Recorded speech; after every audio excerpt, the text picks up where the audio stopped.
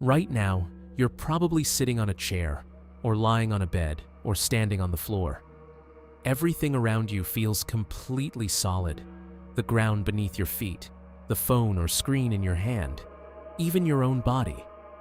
But here's the strange truth. Almost none of it is actually solid. In fact, the universe as we know it is overwhelmingly empty. So why does everything feel so real, so firm, and so there? This isn't just a scientific curiosity. It's one of the greatest illusions in existence, and it might be hiding something much deeper about the nature of reality itself. If you could shrink yourself down and look inside an atom, you would be shocked by what you see. At the center of every atom is a tiny nucleus. Around it, electrons orbit at a distance. But here's the mind-bending part. If an atom were the size of a football stadium, the nucleus would be the size of a pea in the center. Everything else, the vast majority of the atom, is completely empty space. That means the chair you're sitting on, the walls around you, and even your own body are 99.99% empty space. There is more emptiness in matter than there is actual stuff. So if atoms are almost entirely empty, why don't we fall through the floor? Why does anything feel solid at all? The answer lies in forces, not in physical matter. What we experience as solidity is actually the result of electromagnetic repulsion.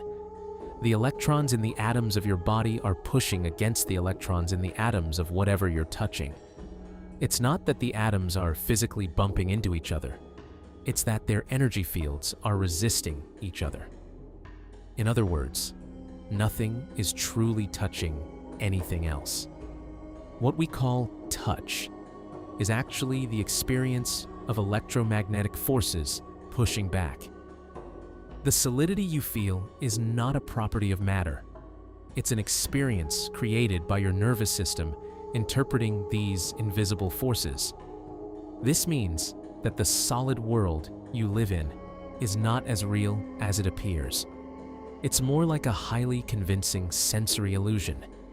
This is where things become truly profound. If the physical world is mostly empty space, and what we call solid is just a trick of forces and perception, then what we experience as reality might be far more flexible than we think. Many ancient traditions spoke of the physical world as Maya, an illusion. Not that the world doesn't exist, but that it is not what it appears to be. Modern physics is now arriving at a similar conclusion. The universe is not made of tiny, solid building blocks, but of energy, vibrations, and fields that only appear solid under certain conditions. This raises a powerful question. If the world is mostly empty and its solidity is an illusion created by our senses, then who or what is experiencing this illusion? Some of the deepest thinkers in both science and spirituality have suggested that consciousness may not be something that arises from the physical world. Instead, it may be that consciousness is what allows the physical world to appear solid in the first place. In other words, the universe isn't solid on its own. It becomes solid when it is observed. Without consciousness to interpret electromagnetic forces as touch and solidity, the universe would remain as what it truly is, mostly empty space filled with energy and information. This doesn't mean the world isn't real. It means that reality might be far more connected to consciousness than we've been taught to believe. So when we ask why the universe appears solid when it's mostly empty, we're not just asking a scientific question. We're asking something much older and deeper. How much of what we call reality is actually shaped by the way we perceive it?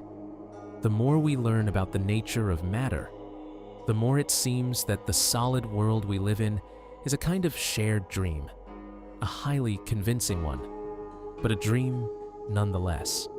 What do you think? If the world is mostly empty space, does that change how you see reality? Drop your thoughts in the comments. Let's start a conversation. Like and subscribe for more content like this. Thank you for watching.